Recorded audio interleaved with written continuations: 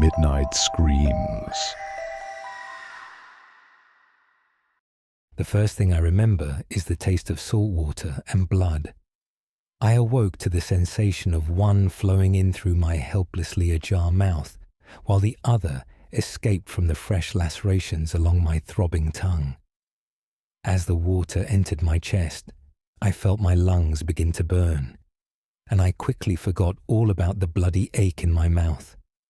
Powerful, eager waves, fresh from the depths of Poseidon's briny maw, tossed my limp, useless body like an angry child throws around their doll moments before getting placed in timeout. The key difference being that the Lord of the Ocean faces no such punishment for flexing his mighty influence.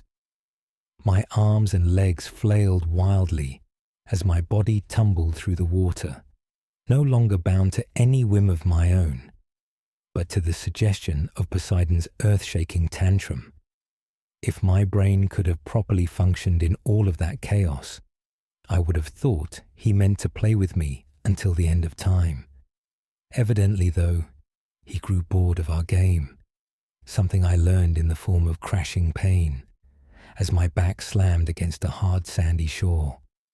The blow knocked me unconscious again for another moment, and when I came to, Poseidon, his energy reinvigorated, was already using the mighty tide to pull me back into his domain.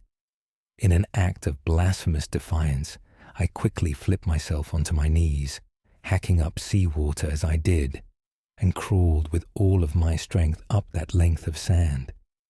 My clothes felt weighed down by iron, and my body, weakened by my recent ordeal, was on the verge of collapse. Harsh, stinging rain lashed across my face as the wind screamed in my ears, telling me to give up. It would all be so much easier if I would just give up. I was certain the raging tide was going to defeat me, but I somehow managed to fight against it long enough to finally escape its grasp. Once free, I crawled another few yards up the beach before I tumbled onto my side in a state of unrivaled exhaustion. I closed my eyes for only a moment, not much longer than a blink, and when I opened them again, the storm had mostly passed. Rain still struck down upon me from the cloudy nighttime sky, but it had largely abated from its early fury, and the raging waves and tide had also grown more placid. The wind no longer howled terrible suggestions into my ear, and the curtain of clouds above broke up just slightly enough to allow some azure moonlight to slip down from the peaceful firmament. I forced myself into a sitting position, a task made almost impossibly difficult due to the weight of my soaked clothes, though my brief siesta seemed to have given my body back some of its strength, though it had done little for the raging headache that now dominated the space within my skull. Looking around, I found myself on a long stretch of beach. The vast ocean, like onyx glass in the blackness of night, extended before me in one direction. In all others was only shadow and sand. Disoriented, thirsty, and shivering with the cold, I struggled to gather my thoughts while I sat on that frigid stretch of lonely beach. I couldn't remember how I had ended up in Poseidon's playground. The only thing I knew was that I couldn't stay there on that beach, exposed to the rain and the chill. I needed to find shelter as soon as possible. Regaining my bearings would come afterward. With this in mind, and suddenly warmed by a fresh determination to escape the elements, I forced my protesting body to its feet. I was immediately hit by a wave of nausea that I was sure would lead to vomiting. My suspicion was quickly proven correct, as I soon found myself doubled over, bile and brine escaping from my open mouth. When my expulsion was over, I stood panting for several long seconds before attempting to spit excess vomit into the sand. My mouth, however, was too dry to conjure any saliva for the wanted action, and so the taste of puke remained. After giving myself a few moments to recover, I took a cautious step forward along the beach. My body screamed with 1,000 years of ache, and my legs felt like melted jelly, but I thankfully didn't seem to be seriously injured.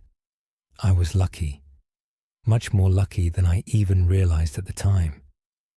I only made it a few steps along the beach before I noticed the body. It appeared so suddenly from out of the darkness, seeming to materialize from the very essence of the gloom itself. At first it looked like it may have been an outcropping of rocks, or maybe even a jumble of seaweed, but after a few moments, its true identity became known to me. I scrambled toward the crumpled form with as much haste as I could, clumsily falling to a knee when I reached it. It was lying on the beach with its back to the sky, its face in the cold, wet sand. I reached a pruny hand toward its soggy shoulder and shook it with what strength I could gather. "Hey," I said. "Hey, wake up." When the figure didn't respond, I decided to flip it onto its back. Upon doing so, I immediately realized two things. The first was that this person, judging by their clothes, was the pilot. The second was that they were dead. I reeled away from the corpse in a sudden tempest of shock and disgust. The body's vacant, watery eyes seemed to follow me as I went. They bulged out of the corpse's bloated head in a way that seemed like they were trying to escape from their home. I was only able to recognize the pilot from their uniform. I never would have been able to identify them based on the state of their corpse, which had already been ravaged by death and the sea in such a relatively short time. The presence of the dead pilot, while disturbing and tragic, at the very least, helped me to settle my swimming mind. I remembered that I had been on a last-minute red-eye flight that was on its way over the Atlantic when we suddenly hit a particularly rough patch of turbulence. This apparently wasn't too much to be concerned about, as the pilot, the same one now lying dead in front of me, hadn't seemed worried at all when announcing the possibility of a slightly bumpy flight. That was before the storm appeared. I returned to my feet and looked back in the direction of the ocean's maw, searching for something. The sinking wreckage, some supplies floating in the angry surf, a deployed lifeboat maybe. But all I could see was more black. It was as if my entire world had been reduced to the inside of an inkwell, in which I was confined for all eternity. Never have I feared the terrible might of the ocean as much as I did in that moment, in the midst of that lashing rain, beneath the alien darkness of the nighttime sky. I suddenly heard a voice calling to me, sounding very far away. I likely wouldn't have even heard it had the storm still been at its worst. I followed the voice with my eyes. Approaching me from farther along the beach was a young woman, who staggered toward me with all the grace and speed that her worn, soaking body could muster. When she finally reached me, she was drained of her energy and was reduced to heavy panting that prevented her from speaking for some time. "Are you all right?" I asked her, then realized I could provide a more apt question. "Are you hurt?" She shook her head, then, finally catching her breath, said, "No, but I need your help. There's a man over here who can't stand. I think he has a broken leg." "Where is he?" "There." She pointed toward the darkness that she had just emerged from, and I immediately understood that I had asked another foolish question. "I can't lift him by myself. Please, I need your help." The woman turned and made her way back in the direction from which she had come. I prepared to follow after, but remembering my original purpose for stopping there, offered one final glance at the body of the pilot. Where was once a corpse, now was only sand. The body of the pilot was gone. The woman yelled for me to hurry, knocking away any shock that I might have felt at discovering the pilot's absence. Brushing aside any hesitance, I followed her into the shadows, both of us struggling to make our way along the beach, until we came across another figure lying on the sand.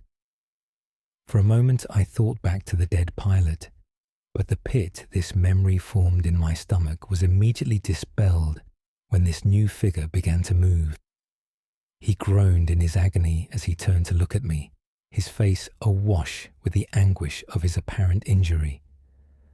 "Oh, thank God," he said. "Please help me. Get me out of here." "It's going to be all right, sir," I said, not knowing if that was true. "Where are you hurt?" "My legs," he yelled. "My fucking legs." "All right," I said. "We're going to help you, but we need to get you out of this rain first." "There's a cave nearby," the woman said. "I saw it further inland. We can take him there." "All right," I said. "Then we need to move now. I'll get him. You just lead us to that cave." I positioned myself behind the agonized man and wrapped either arm beneath his armpits and up over his shoulders. After signifying to the woman that I was ready, we began our trek through the darkness, her leading the way while I, walking backwards, dragged our companion through the sand. Soon the terrain became more rough as sand transitioned to less agreeable surfaces, and the sounds of his pain began.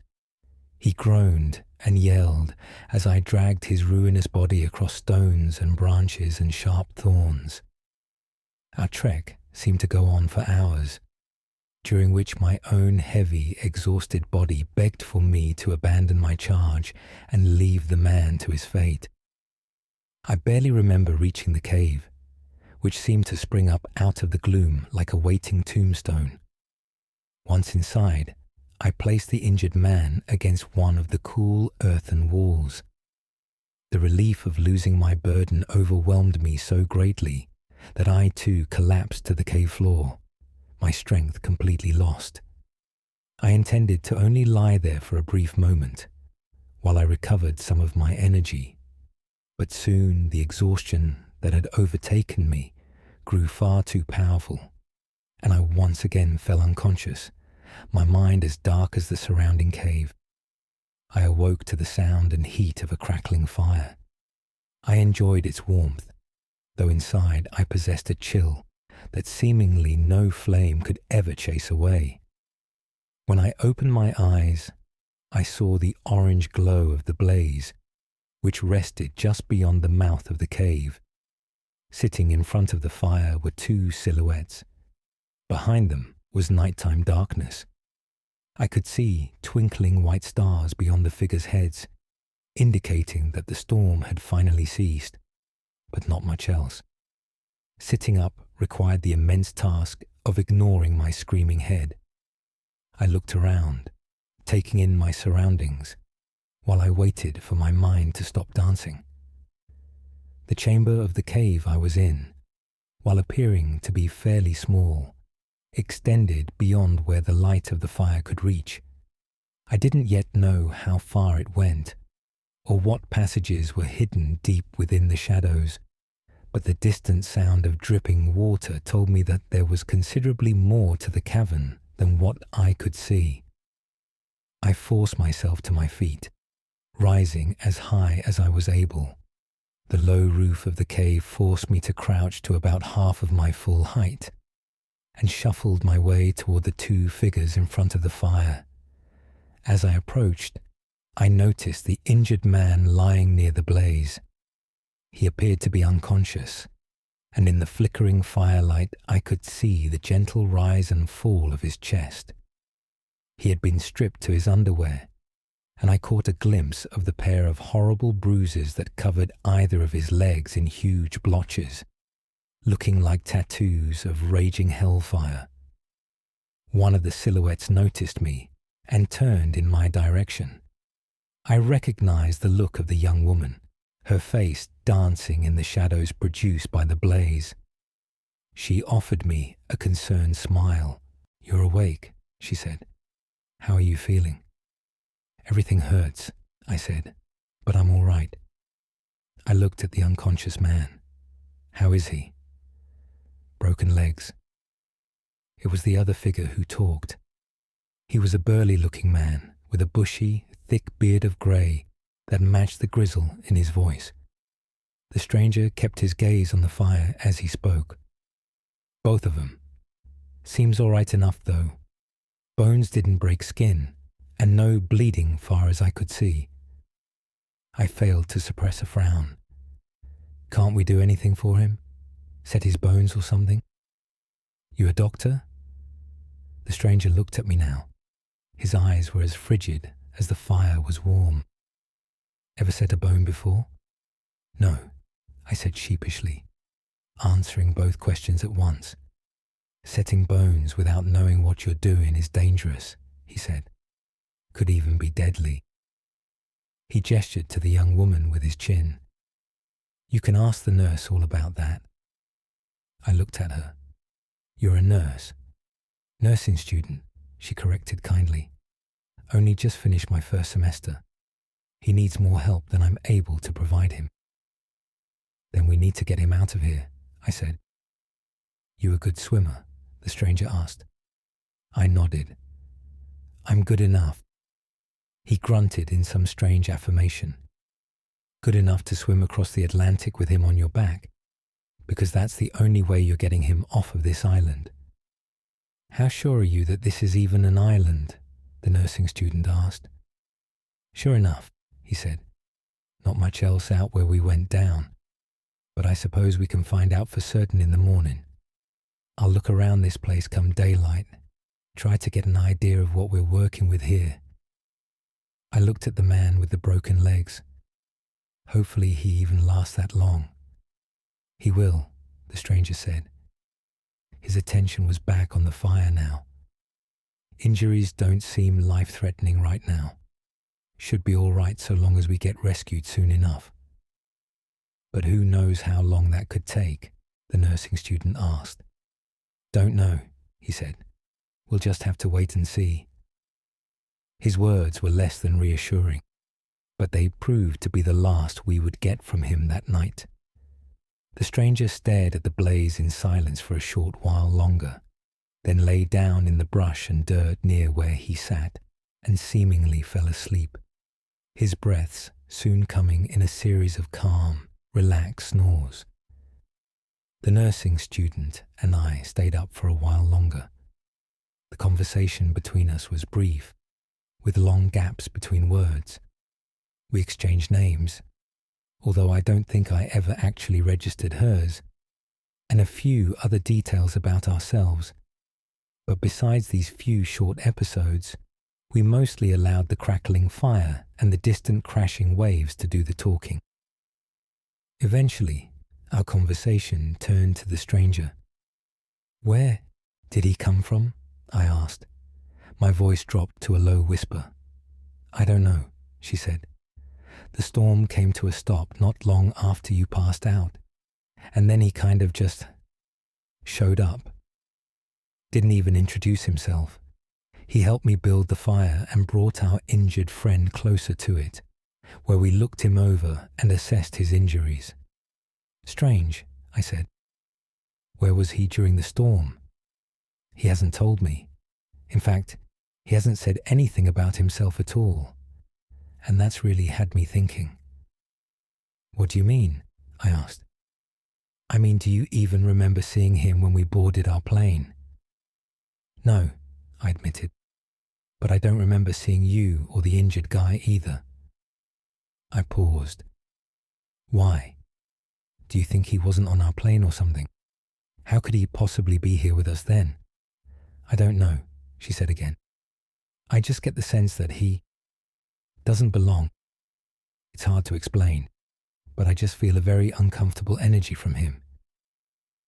Well, we'll keep an eye on him, I said. He's been helpful enough so far. Could be that he's a little socially awkward is all. Maybe a bit of a loner. Maybe, she said. Maybe I'm overly exhausted, and I'm just being paranoid. But something about this whole situation, this whole place, just feels wrong. Wrong how? I asked. You've been out cold for a little while, so maybe you just don't feel it yet. But I do. I just can't shake the feeling like we aren't welcome here. Like there's something watching us from the darkness, waiting for us to let our guard down. And I can't help but feel like he is a part of it. We both glanced in the direction of the sleeping stranger, then back to each other. Maybe I'll go with him when he gets the lay of the land tomorrow, she said. Try to get some information out of him, see if his story checks out. Let me go, I said. Our injured friend will need a medical professional to look after him. I told you I've barely got 1 semester of nursing school under my belt, she said. I offered her a tired smile. That's still more experience than I have. I guess you're right, she said, returning the smile. Fine. But be careful around him, all right? There's no telling what he'll do when the two of you are alone together. She and I took turns staying on watch that night. My time spent awake, watching the darkness beyond our camp, helped me to understand what she had meant when she said that something was off about our new home. Something definitely felt sinister about the place. Something that, even thinking back on it now, sends a chill racing all over my body. At the time, I figured it was possible the young woman's words had placed this sensation into my mind. But as I sat near the fire on watch, I couldn't help but feel like there was something or something's watching us, watching me, from the heavy darkness. The nearby shore, the surrounding trees, even the depths of the cave where the water dripped into the abyss. Wherever there was an absence of light, there was an abundance of eyes, and they were all turned in the same direction. The stranger and our injured companion didn't stir for the rest of night until the coming of dawn, when the former seemed to rise like clockwork at the first trickle of sunlight. I was on watch when he awoke. He sat up with an almost inhuman roboticness that made my skin want to crawl right off of my body. Maybe the nursing student was right, I thought. Maybe something was wrong with the stranger. Or maybe her paranoia had infected me too. It was difficult to tell.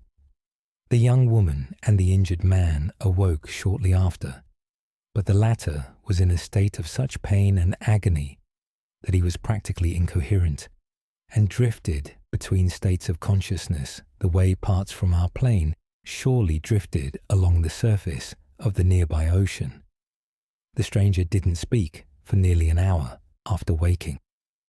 He sat in his same spot, stoking the fire and resupplying it with fresh kindling, before abruptly standing and saying, to nobody in particular, "Going to take a look around, see what I can find."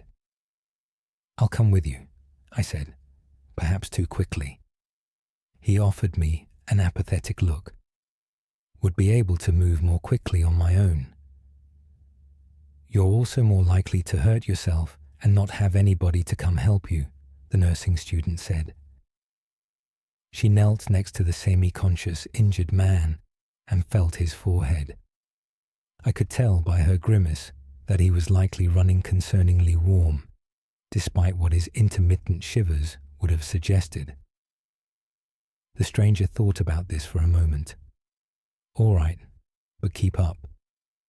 I nodded, climbed to my feet with a groan, and offered the nursing student and her patient one final glance before departing into the unknown with the stranger. I had the strangest fear that I would never see either of them again. This fear was later proved to be unfounded, of course. I would still see one of them yet, at the very least. I followed the stranger back to the beach, which looked so much smaller in the morning sunlight. The azure ocean, more inviting than its obsidian counterpart, was still just as imposing in its vastness as its nighttime self. Even in the light of day, it was obvious that the endless body of water could easily swallow us whole if it chose to, and I didn't intend to give it a reason to do so. I still saw no sign of the plane wreckage, and figured it had either long since sank to the bottom of the ocean, or had otherwise drifted beyond the gently crashing waves to a point that I could not see with my naked eye. The stranger drew a deep line in the sand with his boot. Gonna get an idea of how far around this island is. See if we can't make a full loop of it in a decent time.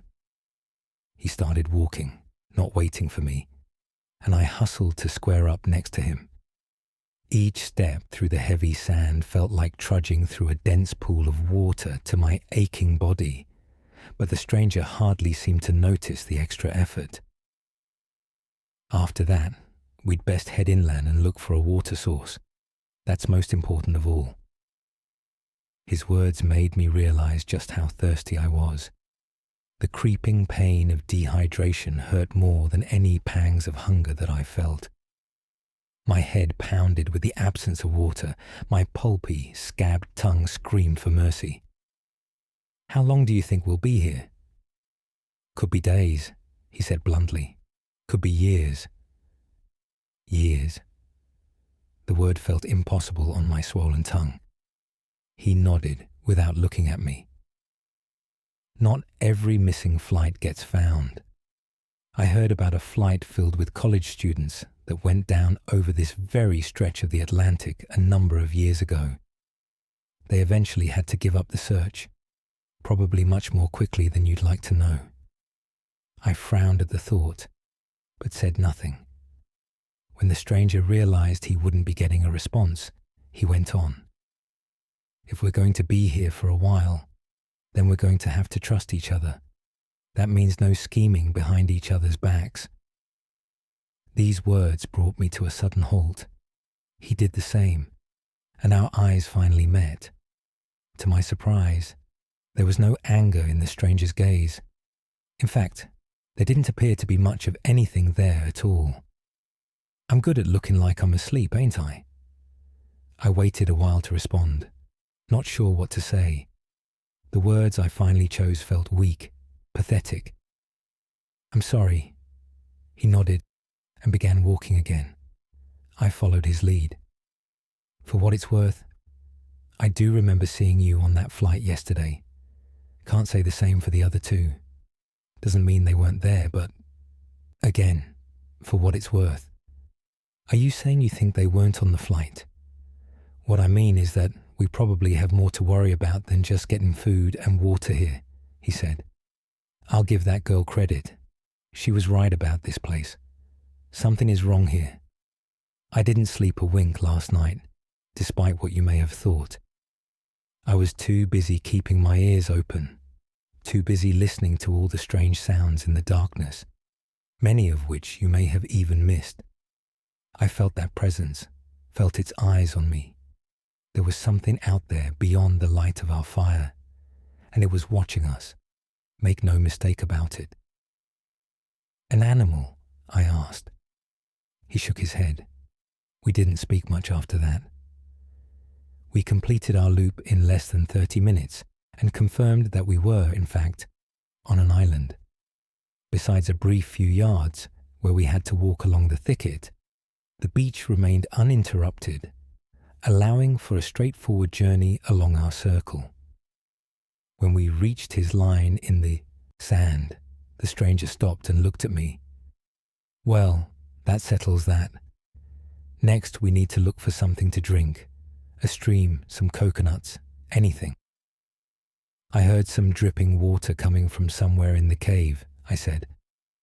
"I did too," he said, "and I didn't like the sound of it." He didn't elaborate on what he meant. We doubled back and entered a less dense section of the thicket, searching for food, water, anything that could help sustain us. It was dark beneath that heavy crown of trees. The gloom made me think of the obsidian ocean the night before. I was suddenly reminded of the dead pilot, who had once lay sprawled out in the cold, wet sand before vanishing in an instant. I hadn't thought back to that moment since coming to the injured man's aid, but the memory had managed to conjure itself from the great, suffocating darkness and force its way back into my troubled mind. I considered mentioning what I had seen to the stranger, but thought better of it. To verbally recall such a wicked occurrence felt dangerous in a place such as this. The stranger led me past tree trunks and overtop tangled roots, deeper and deeper into that arboreal labyrinth, until I could no longer see the beach through all the foliage. I tried not to show my hesitation in following the man, but in truth, I still struggled to trust him. Part of me wondered if he was luring me into that sinister collection of trees and earth so that he could do to me what he had already done to the pilot's soaked, decaying corpse. I did my best to banish this thought, but it lingered, acting as a barrier between the stranger and me that kept me from straying too close to him. The world around me grew dark as the sun above us vanished. We seemed to walk for hours, though I knew this couldn't have been possible. The island wasn't large enough for us to penetrate its inland for longer than a quarter of an hour at most. If we kept on how we were, we'd eventually make it to the opposite beach from where we had started. I knew this to be true. It simply had to be. Except it wasn't. We kept going and going for countless minutes, hours, days, never finding the other end of the thicket. Darkness further enveloped us, obscuring our vision and thus our ability to perform our task, our entire reason for entering the forest in the first place. I could barely see the stranger in front of me, his form becoming more and more obscured by shadow with each step forward. I told him we needed to turn back, to find our way out of the forest. He remained deaf to my words. A sudden snapping of a twig stole my attention. I turned in its direction for the briefest of moments, imagining that when my gaze reached its destination, it would be greeted by some dark, sinister form, lurking in the shadows. When I saw nothing but more tree trunks and blackness, I cautiously returned my attention to the man leading me through the thicket. In that brief moment, the stranger had managed to disappear. "Sir," I called, realizing I had never learned his name. My own voice sounded far away, muffled, as if the gloom itself were choking me. "Sir, where are you?" Swirling darkness, sounds of shuffling in the brush, the growing, thickening sense that stepping into this wood was a mistake, the thought that at any moment the thing stalking me, the presence that had been watching me since the previous night, was preparing to strike. I imagined the deep Stygian tide squirming up from the ocean and pulling the pilot into the frigid depths, and I knew beyond a shadow of a doubt that those same watery tendrils were coming toward me now, winding through the trees on their way to me, ready to drag me kicking and screaming and swallowing brine back to the waiting abyss. I grew dizzy. My vision became darker, merging with the gloom. Something was coming. Something was here. I felt a firm hand on my shoulder. Snapping out of my own panicked bubble, I turned and saw the stranger, his stern eyes looking at me through the gloom. He had somehow gotten behind me, or I had somehow gotten ahead of him. "This is useless," he said. "We can't see a damn thing in this place. Come on, let's get out of here." It took us barely a minute to find our way back out to the section of beach that we had just stepped away from.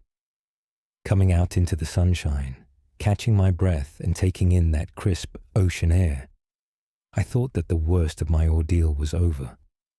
What I didn't realize, what I couldn't possibly have realized, was that it was only just beginning.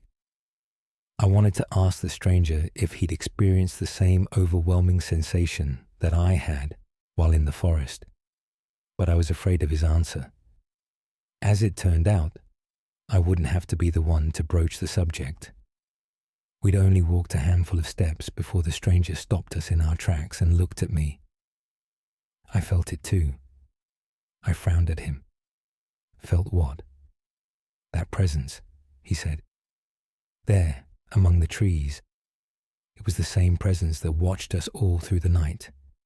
There's evil on this island with us. This much I believe without a shadow of a doubt. What do you think it is?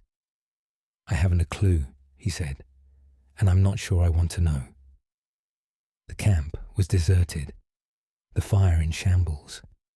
A few long, smouldering branches scattered about the place were all that remained of the blaze, save for the pitiful smoke which billowed up from the grey ashes in the centre of the old pit.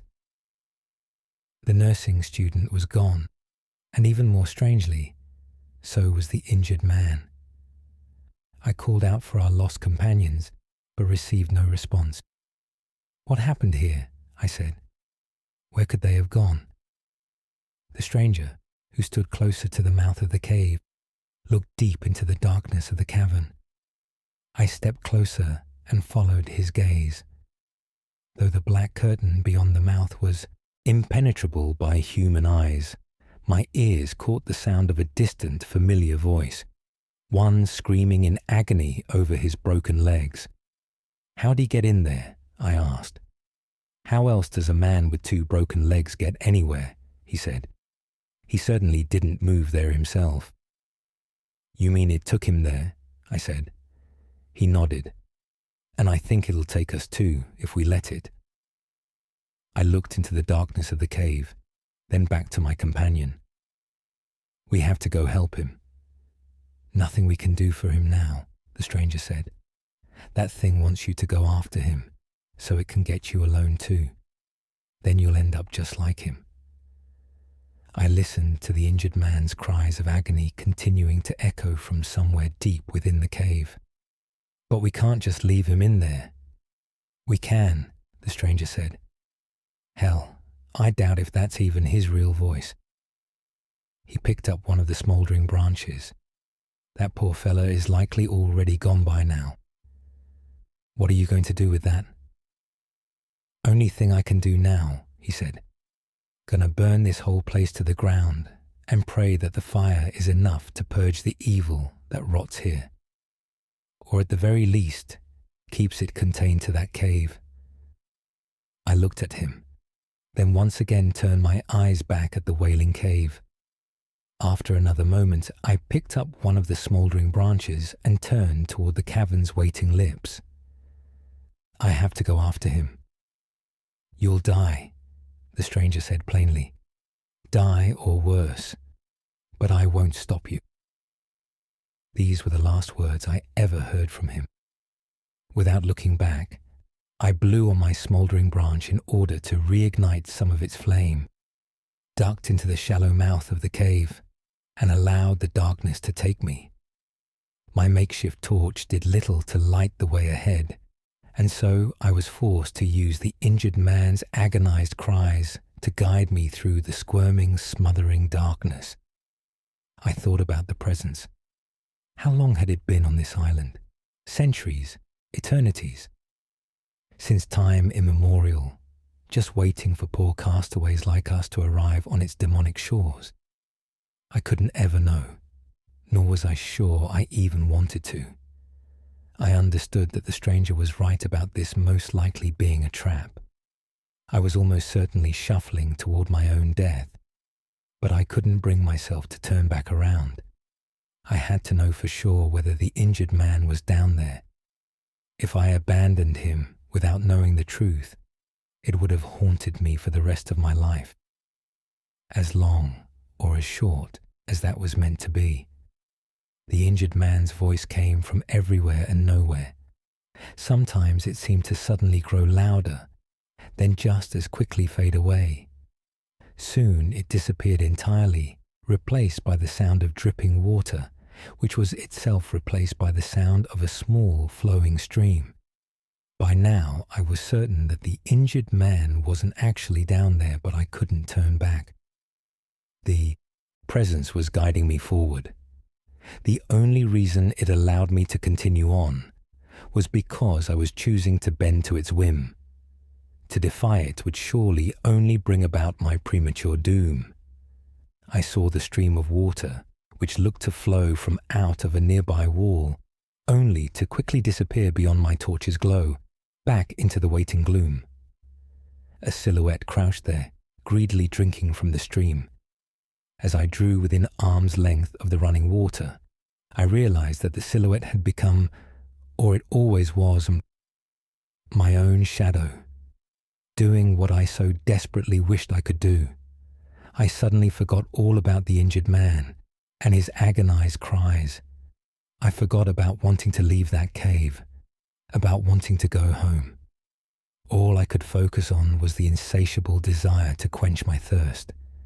The cool, rushing water beckoned my parched lips, sang to my crumbling tongue like a siren. I leaned closer, answering its sweet call, until I could feel its racing chill right in front of my face. All I had to do was lean just a little bit farther. But then I stopped.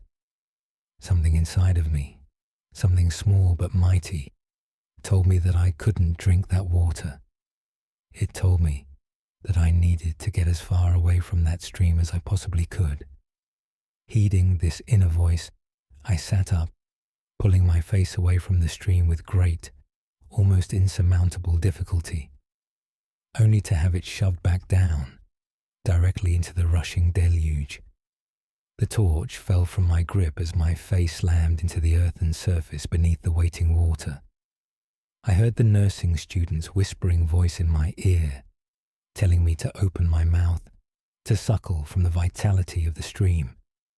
I fought to keep my dry, crackled lips shut against the antagonizing flow for as long as I could, but soon the voice's suggestion, or maybe even my own, forced those same lips open and allowed the water to enter me freely. Its cool, soothing touch ran over my teeth and embraced my aching tongue. I sat there, my face pressed against the stream, for close to 30 seconds, sure that my fate was to drown there in the dark, my body no longer my own. But then I felt the pressure against my skull lessen, and I managed to pull away. I sat there, soaking wet and gasping, for only a few short moments before I snatched up my torch, still barely alive with its red glow, and rushed away from the stream, back in the direction that I thought I had come from. I heard the woman's voice telling me to wait, but I ignored her. I just kept going, kept fighting my way through the dark, slicing through the shadows with my torch like a scythe through wheat. It was already dusk when I finally emerged from the cave. Hours somehow had passed while I was deep within the bowels of the island. I stood up and rushed past the remnants of the fire, calling for the stranger, asking him where he was. It wasn't until I found his own branch lying in the brush, no longer smouldering but dead and cold, that I understood his fate. And yet still I called for him. "Sir," I said, "where are you?" "Gone." I turned around at the sound of the nursing student's voice. She was in the mouth of the cave, her body having found a way to stand fully upright, despite the aperture only providing enough space for her to crouch.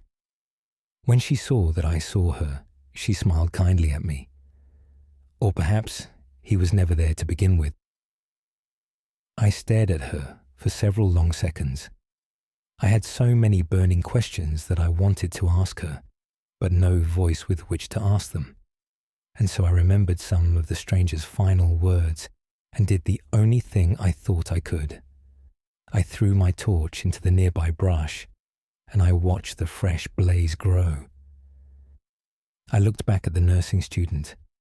I expected her to recoil back into the cave, cursing in some ancient, furious language as the inferno began to consume the surrounding foliage. Instead, she just looked at me and continued to smile. It wasn't a sinister smile. Her lips didn't curl away from impossibly long, sharp fangs. or twist into a devastating smirk.